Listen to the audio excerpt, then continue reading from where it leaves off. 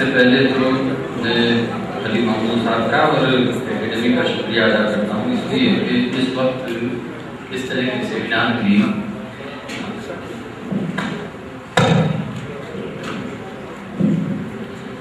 Seminar की हमारे मुल्क को ही नहीं बल्कि पूरी दुनिया को इस तरह के सेमिनारों की ज़रूरत है कि हम सिर्फ अपने आखिरी टॉवर में न बैठे और हमें ये भी पता लगे कि हमारे आसपास या जिससे हमारी तहजीब तामीर और तश्कील होती है उसमें और लोगों का क्या हिस्सा है। राजस्थानी ज़बान के बारे में गुफ्तगू करने से पहले मैं सिर्फ दो बातें आपसे अर्ज करना चाहूँगा।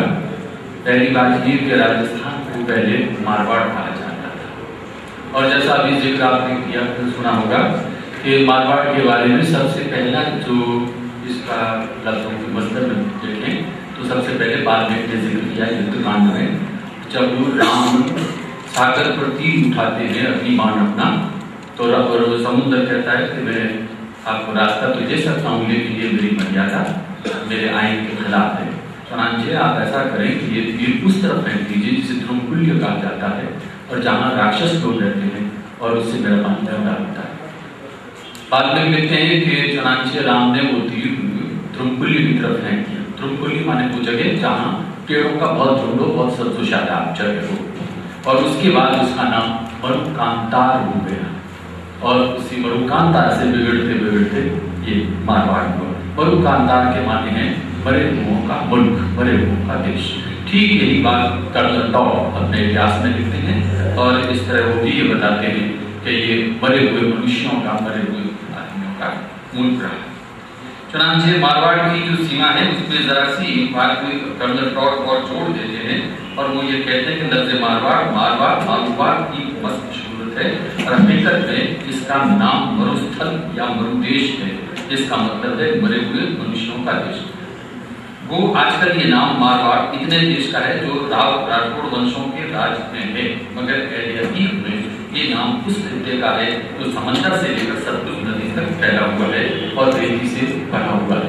जैसे मेरे फॉसिल्स इसके सबूत हैं और तारीख को अगर आप मुलाहिजा करेंगे तो आप पाएंगे कि राजस्थान यानी मारवाड़ मालदेव के ज़माने तक दिल्ली के पास जो बालूगांव है ये मारवाड़ की सरहद में शामिल था। ये सब बातें से एक जोग्राफियाई बात आपके सामने रहेगा। राजस्थानी जिसे हम आज कहते हैं उसमें मुख्तलिफ बोलियाँ शामिल हैं। जाहिर है कि उसे रिकग्नाइज नहीं करने वाले यही कहते हैं कि उसमें कई ज़बानें नहीं हैं बल्कि कई बोलियाँ हैं, मसलन मेवाती, मारवाड़ी, भड़ौती वगैरह वगैरह। तो इस तरह कदीम हयात का अगर तारीखी मुताला करें तो मालूम होगा कि इसकी अरबी ज़बान कदीम ज़बान डिंगल थी और इसमें जो शेर कहे गए और डिंगल में जो शायरी होती रही वो सारी की सारी अरूज और अलंकार वगैरह की पाबंद रही। उसके बाद आप देखें कि ज़बान के 2-3 नुक्ते मैं सारे छोड़ रहा हूँ, नुक्ते खासतौर से देखें कि उस ज़बान में कुछ चीज़ें ऐसी हैं कि जिनका तलफ़ुज़ अरबी की तरह दूसरी ज़बानों में नहीं मिलता। मसलन खाड़िया, नाली को खाड़िया कहते हैं, अभी ये मराठी में तो है और ज़बान में नहीं है। ठीक वैसे ही और भ के बीच की साउंड नहीं है किसी ज़बान में। पापा, बड़े भाई को पापा कहते हैं, जैसे मेरा बुजुर्ग पापा ने कहा। अभी बाबा का न लिखा जा सकता है, कुछ राजस्थानी वालों के लिए ये मसला है कि वो इसे अपनी स्क्रिप्ट में कैसे लिखें। तो ये 2-3 बातें मैंने इसके बारे में इसमें तफसील से मैंने जिक्र किया है। इसकी शेर की रिवायत की दूसरी अहम बात यह है कि यहाँ 2 तरह की चीज़ें हैं कि एक तो रिवायत यह है कि जंग, एक मोहब्बत। राजस्थान की पूरी शायरी को अगर बिल्कुल इपिटमाइज करके गुफ्तगू की जाए तो हम उसे सिर्फ 2 हिस्सों में बांट सकते हैं, एक जंग है, एक मोहब्बत है। जंग सिर्फ राजे महाराजाओं के लिए, राजपूतों के लिए और मोहब्बत है हम आम आदमियों के लिए।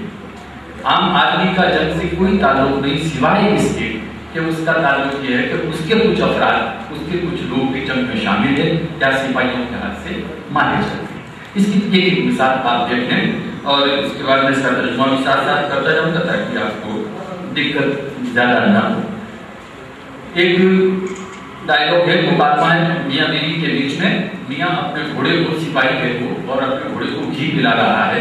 बीवी कहती है कि मेरे बच्चे भूखे बैठे हैं और तुम घोड़े को घी पिला रही हो।